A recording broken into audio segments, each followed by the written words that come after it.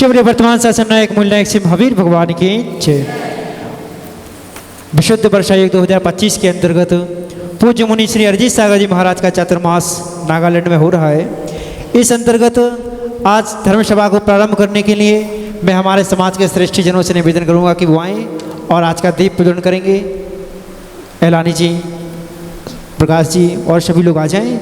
यहाँ आचार्य विराग सागर जी महाराज के तत्व के समक्ष दीप प्रज्वलन करेंगे और समस्त महिला मंडल से निवेदन करते हैं कि वो आचार्य विशुद्ध सागर जी महाराज के दीप के समक्ष जाकर के दीप प्रज्वलन करेंगे।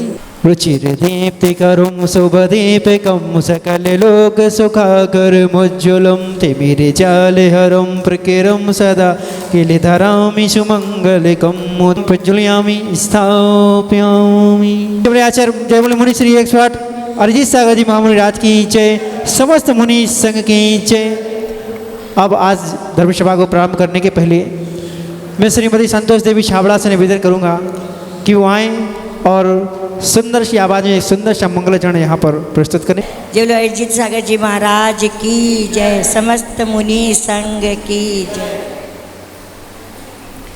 करना मन का ध्यान महामंत्र नमोकार, करना मन का ध्यान महामंत्र नमोकार।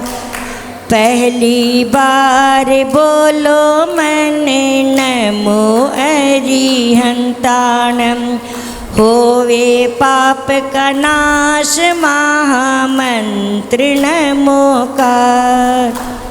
दूसरी बार बोलो मन नमो सीधाणम, होवे कर्म का नाश महामंत्र नमोकार। तीसरी बार बोलो मन नमो आईरियाणम, होवे गुरु का ज्ञान महामंत्र नमोकार। चौथी बार बोलो मन नमो उवजायाणम, होवे ज्ञान विकास महामंत्र नमोकार। पांचवी बार बोलो मन नमो लोए सब साउणम, होवे भव से पार महामंत्र नमोकार। करना मन ध्यान महामंत्र नमोकार। अब ज़्यादा समय ना लेते हुए पूज्य मुनि श्री से निवेदन करते हैं। महाराज श्री शकल दिगंबर जैन समाज डीमापुर की ओर से एवं यहाँ बैठे हुए समस्त श्रोतागणों की ओर से आपसे निवेदन करते हैं कि आप अपने मुखारबिंद से अमृतमयी वाणी का रसपान कराकर हम सभी को कृतार्थ करें। नमोस्तु महाराज श्री, नमोस्तु महाराज श्री, नमोस्तु महाराज। ओम नमः सिद्धेभ्यः,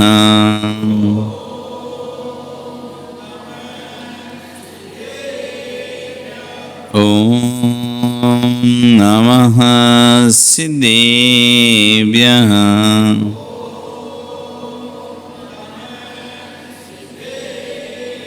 ओम नमः सिद्धेभ्यः।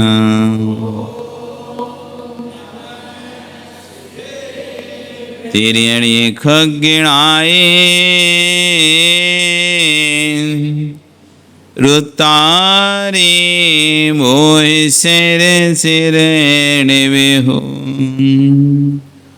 आय रे राओ पसियो परवादीण्यो भवे झीलोए। नमो अरिहंताणम, नमो सिद्धाणम, नमो आयरियाणम, नमो वज्रायाणम, नमो लोए सविशाणम।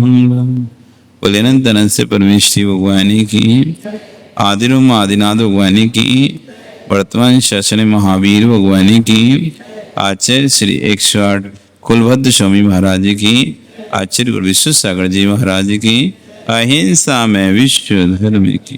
जय बोले मुनि श्री 108 अरजीत सागर जी महामुनि राज की, समस्त मुनि संघ की जयकारा गुरुदेव का। बंधु, वर्तमान शासन ने वर्धमान स्वामी के शासन में तीर्थंकर प्रभु की चरण निष्ठा में बैठकर हम सभी जिन देशना का श्रवण कर रहे हैं। आचार्य भगवान कुलभद्र स्वामी महाराज जहाँ परिग्रह की चर्चा कर रहे हैं, तो वहीं आचार्य भगवान विश्व सागर जी महाराज उस पर व्याख्यान देते हुए कह रहे हैं, परिग्रह 3 प्रकार का,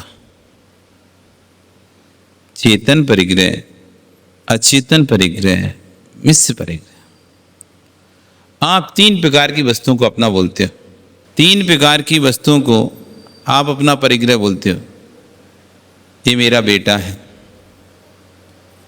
ये मेरा पोता है, ये मेरा पति है, ये मेरा मामा है, ये मेरा भांजा है, ये मेरा पिता है। ये सब चेतन वस्तुएं हैं। ये सब क्या है? चेतन वस्तुएं। ये चेतन परिग्रह। ये मेरा हार सेट है, ये मेरी अंगूठी है, ये मेरी चैन है, ये मेरी पायल है, ये मेरा कपड़े हैं, ये मेरी साड़ी है, ये मेरा वस्तु है। ये क्या है? ये सब हो गया हमारा अचेतन परिग्रह, जिसमें कोई जीव नहीं है। जिसमें जीव होता है उसको कहते हैं चेतन, और जिसमें जीव नहीं रहता उसे क्या कहते हैं? अचेतन। ये मेरा अचेतन परिग्रह। आपके पास है कि नहीं वाला परिग्रह? चेतन परिग्रह है आपके पास, अचेतन परिग्रह है आपके पास। अब मिश्र परिग्रह और सुनो। चेतन परिग्रह समझ में आ गया, अचेतन परिग्रह समझ में आ गया। मेरा देश, मेरा देश, मेरा राज्य, मेरा गांव, मेरा नगर। अब इस नगर में चेतन अचेतन दोनों चीजें आएंगी नहीं आई? राज्य में चेतन अचेतन दोनों चीजें आएंगी नहीं आई? देश में चेतन अचेतन चीजें आएंगी नहीं आई? मेरा घर, मेरा मोहल्ला, मेरा पड़ोस आपका है ना? सब नहीं है तो किसका है फिर? तुम्हारा नहीं है तो? ये देश तुम्हारा नहीं है? नहीं है, तुम्हारा ही है ना? ये राज्य तुम्हारा नहीं है? तुम्हारा ही ना? ये शहर तुम्हारा नहीं है? तुम्हारे ही ना? है कि नहीं? तो परिग्रह है कि नहीं है? मेरा, जहां मेरा शब्द आया वो वस्तु आपके परिग्रह। जिस वस्तु से मेरा शब्द जुड़ गया, मेरा है, बस वहीं से परिग्रह प्रारंभ हो गया है। जिस वस्तु में ममत्वपना, चाहे वो चेतन वस्तु हो, चाहे अचेतन वस्तु हो, चाहे मिश्र यानी चेतन अचेतन दोनों से युक्त व्यक्ति हो, देश, राष्ट्र, दुर्ग, महल, घर, मोहल्ला, परिवार, ये सब मिश्र परिग्रह। उपचरित असद्भुत व्यवहार ने, उपचरित असद्भुत व्यवहार ने, विजाति सुजाति उपचरित असद्भुत व्यवहार में पुत्र पुत्री मम मेरे हैं। विजातीय असद्भुत व्यवहार ने धन सोना चांदी मेरा है, और स्वजाति विचाती उपचरित असद्भुत व्यवहार ने देश राज दुर्ग ये सब मेरा है। तो आचार्य कह रहे हैं चाहे चेतन हो, चाहे अचेतन हो, चाहे मिश्र हो, ये 3 प्रकार का परिग्रह है। गृहस्थ की अपेक्षा से धन धरती आदि अचेतन परिग्रह, स्त्री पुत्र आदि चेतन परिग्रह, नगर गांव आदि मिश्र परिग्रह, ये चेतन अचेतन मिश्र परिग्रह हैं। और साधु की अपेक्षा से चेला चेली चेतन परिग्रह, पिछी कमंडल अचेतन परिग्रह, और नगर शहर गांव मिश्र परिग्रह। ये मेरा गांव है, ये मेरा क्षेत्र है, ये मेरा प्रभावना स्थान है।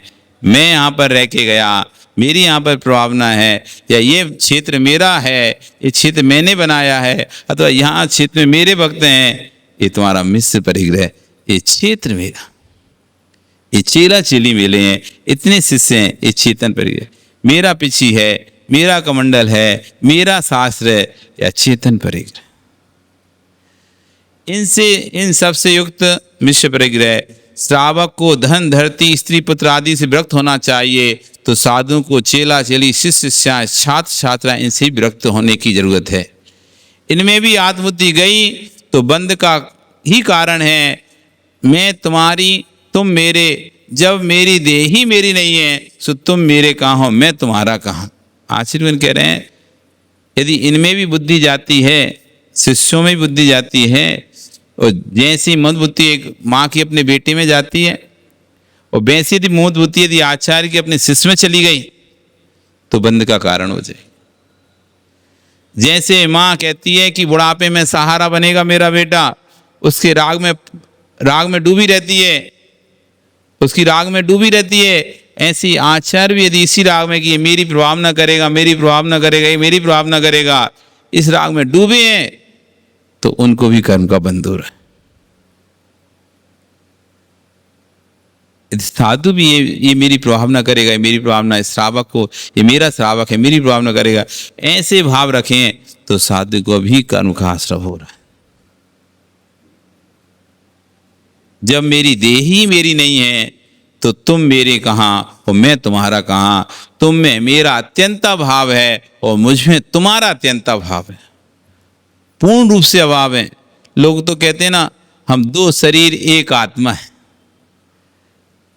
दो शरीर एक आत्मा है, मतलब दिन रात साथ में रहते हैं, छूटता नहीं जिनका साथ, बिल्कुल चोली दामन का साथ, जोड़े से रहते हैं, जोड़े से, जब देखो हर समय साथ में रहते हो। कोई कहे अरे दो शरीर दिख रहे हैं लेकिन हम दोनों की आत्मा एक है। भैया जब तुम्हारा शरीर तुम्हारा नहीं है तो दूसरे की आत्मा तुम्हारी कैसे हो जाएगी। और एक की आत्मा का दूसरे की आत्मा में अत्यंत अभाव है, पूर्ण रूप से अभाव है। ऐसा नहीं कभी किसी काल में एक हो जाएंगे, किसी भी काल में पुद्गल तो फिर भी मिलकर एक हो जाता है। एक पुस्तक है और वो मिट्टी है, कभी भी जाकर ये पुस्तक कालांतर में पुस्तक बन के मिट्टी बन जाएगी, मिट्टी हो जाएगा कालांतर में। लेकिन चेतन कभी अचेतन हो, एक चेतन दूसरा चेतन कभी भी नहीं होगा, एक चेतन अचेतन नहीं होगा और अचेतन चेतन है। चेतन का अचेतन में अत्यंत भाव है और चेतन का चेतन में भी अत्यंत भाव है। मेरी आत्मा के प्रदेश कभी तुम्हारी आत्मा के प्रदेश नहीं बनेंगे और तुम्हारी आत्मा के प्रदेश कभी मेरी आत्मा के प्रदेश नहीं बनेंगे। तुम्हारी आत्मा के प्रदेश स्वतंत्र हैं और मेरी आत्मा के प्रदेश स्वतंत्र हैं। तुम्हारे आत्मा में और मेरी आत्मा में अत्यंत भाव है, कभी कोई एक दूसरे। इसलिए हमारे यहाँ अस्ति खलु ब्रह्म द्वितीयो नास्ति सूत्र को नहीं माना। एक परम ब्रह्म परमात्मा है और हम सब उसकी अंश हैं। हमारी आत्मा किसी का अंश नहीं है। लोग में ऐसे मानते हैं एक ब्रह्मा है और जिसकी हम सब संतान हैं, जिसके हम सब अंश हैं। तो जब हम तपस्या या कुछ करते हैं उस ब्रह्मा में विलीन हो जाते हैं, उस आत्मा में विलीन। हमारे यहाँ जिसको मोक्ष मानते हैं ना, कि हम जब अच्छे कर्म करते हैं, तपस्या करते हैं तो हम मोक्ष को चले जाते हैं। तो अन्य दर्शन में क्या मानता है, यदि आप सत्कर्म करोगे तो परमात्मा नहीं बनोगे, परमात्मा में विलीन हो जाओगे। क्योंकि तुम वहीं से ही आयो, परमात्मा से ही आयो, परमात्मा में चले जाओगे। तो यहाँ कह रहे हैं मेरी आत्मा किसी का अंश नहीं है, मेरी आत्मा में दूसरी की आत्मा का अत्यंत भाव है। हम किसी की अंश नहीं है, हम किसी के अंश नहीं है, हम स्वतंत्र हैं। कैसे हैं आप? स्वतंत्र हैं। इसलिए कोई किसी का अंश नहीं है। एक की आत्मा का दूसरी की आत्मा अत्यंत अभाव है। पूर्ण, अत्यंत मतलब होता है पूर्ण रूप से अभाव, अत्यंत मतलब पूर्ण अभाव है। किंचित मात्र, थोड़ा बहुत भी अंश नहीं है हमारी आत्मा में किसी दूसरे की आत्मा का। कोई किसी की आत्मा का अंश नहीं बन सकता। चेला हो सो हो, लेकिन चेला तो चेला ही है। चेला मेरा चित स्वभाव नहीं है। चेला है तो चेला ही है, वो मेरा स्वभाव नहीं है। नहीं तो गुरु शिष्य, शिष्य गुरु, इनके राग में पता नहीं चलता कि मेरी समाधि का क्या होगा। समाधि बिगड़ जाती है लोगों की। जिनको बेटों का ज़्यादा राग रहता है उनकी भी समाधि बिगड़ जाती। अंतिम समय में बेटा बेटा बेटा चिल्लाते हैं, बेटा बेटी बेटा बेटी। जिससे भी राग होता है देखो आप, उससे पूछो भैया तुम्हें कोई अच्छी नहीं, बस तुम एक बार उससे बुला दो। जिसको जिससे राग होता है आप बस एक बार उससे बुला दो, उसके प्राण अटके रहते हैं। और जैसे उसे देख लेता है चला जाता है। लोग कहते हैं उसको देखने के लिए रुका था, देखो तो वो आया और जैसे ही मिला और देखो चला गया। रट लगाए रहता था, उसे बुला दो उसे बुला दो उसे बुला दो, जिसमें अटके हैं। तो कह रहे हैं अगर ऐसा राग बना रहा तो गुरु शिष्य, शिष्य गुरु के राग में पता चला कि असमाधि बन गई। परिग्रह को का ग्रहण राग देश को उत्पन्न कराने वाला है। जब घर में कुछ नहीं था तब माँ के द्वारा परोसी गई एक थाली में 4 भाई भोजन कर लेते थे। संपत्ति जब कोई नहीं था तब घर में माँ एक थाली में लगाती थी और सब बैठ के एक साथ भोजन कर लेते थे। एक ही थाली में बैठ के भोजन खा लेते थे। कुछ भी राग देश नहीं होता था क्योंकि गरीब था। याद करो अपनी अपनी उस दिन को जब से तुम्हारे घर में कुछ बढ़ गया, आंगन में दीवार खड़ी हो गई। जब से धन संपत्ति बढ़ गई, परिवार के सदस्य बढ़ गए, तब से बंटवारा प्रारंभ हो गया। जब नहीं थे तब कोई बंटवारा नहीं था, सब साथ में रहते थे। और जब हो गए तो सबके किचन अपने अपने चौके अलग अलग हो गए। जब से तुम्हारे घर में कुछ बढ़ गया, आंगन में दीवारें खड़ी हो गई, सो आंगन भी दिखाई नहीं दे रहा है। अब तो तुम कितने छोटे हो चुके हो। भाई का भाव बदल गया तो वह बोला भैया अलग हो जाओ, नहीं तो अपन कमाएंगे ये खाएगा। देखो पहले कोई भाव नहीं आता था, 4 भाई आराम से कमाते थे, कोई कमाता था कमाता नहीं कमाता, सब एक साथ खाते थे। लेकिन जैसे ही कुछ हुआ तब से क्या भाव आ गए, तुम कमाओगे वो बैठ के खाएगा, तो ये अच्छे न्यारे हो जाओ। इससे अच्छा मेहनत तुम करो और मजे वो करे। ये भाव कब आए, ये भाव कब से आ गए? जब से कुछ बढ़ गया। जब तक कुछ नहीं बढ़ा था तब तक देश के भाव नहीं थे। कुछ बढ़ गया देश के भाव आ गए। तूने भाई से भाई को दूर कर दिया। हे धन तुझे धिक्कार हो, जब से तू बढ़ा तूने भाई से भाई को दूर कर दिया। बूढ़े माता पिता को छोड़ने के लिए भी तैयार हो जाते हैं धन के पीछे। अब ज्यादा सेवा मत करो, नहीं तो अपन अपना क्या होगा, अपन को भी तो बचा के रखना भविष्य के लिए। व्यक्ति सोचने लगता है, धन बढ़ता है तो क्या सोचता है, अपन ही अपन करेंगे सेवा, अपन ने भी तो अपना फ्यूचर देखना है, अपना पैसा अपन जोड़ो, क्यों इतना खर्चा करना है इनके ऊपर।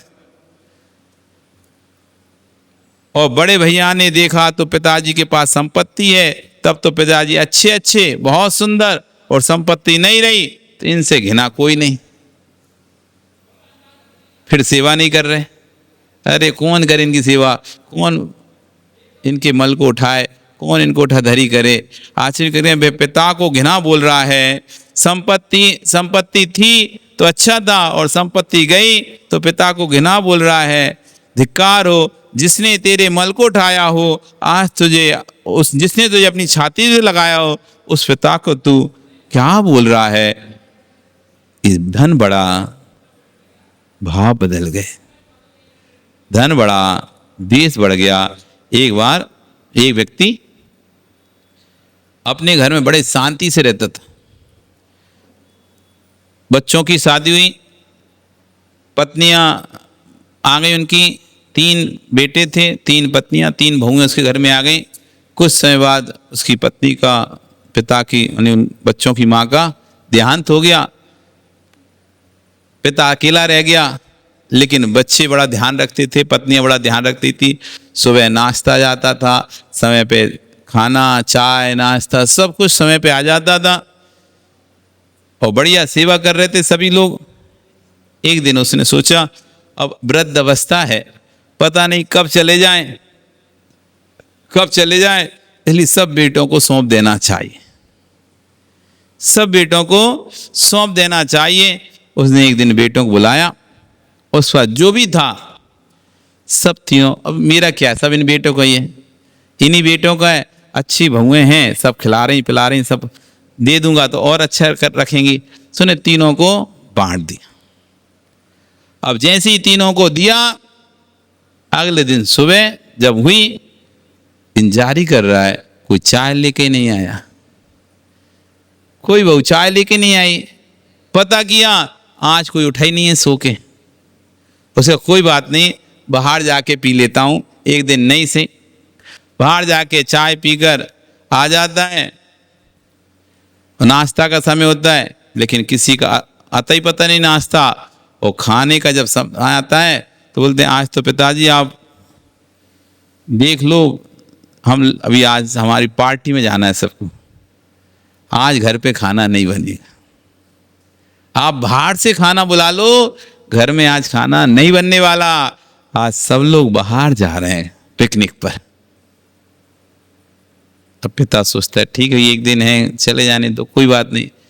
उस दिन उसने जैसे तैसे बाहर से भोजन कर लिया, लेकिन अब रोज का ही ऐसा होने लगा, आपस में झगड़े होने लगे उनमें। वो कहे तू बना के खिला, तुम करो सेवा, तुम करो सेवा, तुम करो सेवा, मैं क्यों सुबह से उठूं, तुम उठो सुबह से। ऐसे आपने झगड़ों में अब उस पिता की दुर्गति होने लगी। कभी चाय नहीं मिले तो कभी नाश्ता नहीं मिले तो कभी खाना नहीं मिले। एक दिन वो अपने दोस्त के साथ बैठा हुआ था, और दोस्त के साथ बैठा हो तो अपना दुखड़ा सुनाता है कि देखो तो जब सब कुछ था मेरे पास तो हर कोई मुझे पूछता था, मैंने अच्छा सोचा और मैंने सारी संपत्ति इनको दे दी, तो देखो मुझे कोई नहीं पूछ रहा। उसने कहा आपने बहुत बड़ी गलती करी। कभी भी आचार्यवन कहते हैं कभी भी पूरी संपत्ति नहीं देना चाहिए, पूरा खाली नहीं होना चाहिए, एक भाग अपने लिए बचा के रखना चाहिए सदैव। चाहे कितना भी कोई सेवा करता हो आपकी, कितने भी आपकी दिन रात सेवा करता हो, तब भी एक भाग शेष अपने लिए हमेशा बचा के रखो, कभी दूसरों के सामने हाथ फैलाना ना पड़े। तरस आता है तरस, जिन पिताओं ने बड़ी बड़ी संपत्ति खड़ी कर दी, बड़ी बड़ी बिल्डिंग खड़ी कर दी, आज जब ये बेटे से कहते हैं 1000 रुपया दे दे, तब लगता है कि देखो ये अपने पास इतनी संपत्ति नहीं रख पाए, इन्हें 1000 रुपये दान भी करना है तो वो बेटे के आगे हाथ फैलाना पड़ रहा है। 1000 रुपये दे दे, मंदिर में देना है। इतना रखो अपने पास, इतना रखो कि आपको कभी किसी से मांगना ना पड़े दान करने के लिए, आपको किसी से मांगना ना पड़े मदद करने के लिए। आपको जब किसी की लगे कि मुझे इसकी मदद करनी है, तब आप अपना मन ना मारो, अरे मैं क्या कर सकता हूँ, मेरे पास तो कुछ है ही नहीं है, सब अब बच्चों ने ले लिया, बच्चों का है, उनसे मांगूंगा तो अभी वो फालतू का 4 बातें सुनाएंगे, इसलिए भैया मैं कुछ नहीं कर सकता तुम्हारी मदद। अपने हाथ मत काटना। जीवन भर मेहनत करते हो, जीवन भर मेहनत करते हो, सीख ध्यान रखना, जीवन भर मेहनत करते हो तुम, इतना कमाते हो, और आखिरी की स्थिति जब तुम्हारी ऐसी दिखती है कि बेटों के सामने हाथ फैलाना पड़ता है, तब लगता है तुम्हारा विवेक बुद्धि चली कहाँ गई थी। इतना कमाने के बाद भी आज भी तुम वैसे के वैसे भिखारी के भिखारी रह गए। अभी भी मांगना पड़ रहा है, अभी मांगना पड़ रहा है। नहीं, इतनी संपत्ति अपने पास रखो कि आपको अंतिम समय तक मांगना ना पड़े, ना आपको ना आपकी बेटे की मां को। नहीं तो आप तो नहीं मांगे और सब दे के चले गए, आपके बाद उस बेटे की मां की क्या दुर्गति होती है आप देख भी नहीं पाओगे। पिता रहता है तो अलग आंखें रहती हैं, बहू की और बेटे की सबकी। वो पिता चला जाता है तो अलग आंखें हो जाती हैं, बहू की बेटे की सबकी। पति रहता है ना किसी का, वो कमा के लाता है तो सम्मान मिलता है, सम्मान। महिला को सम्मान, उसका पति जब कमा के लाता है पैसा तो सम्मान मिलता है।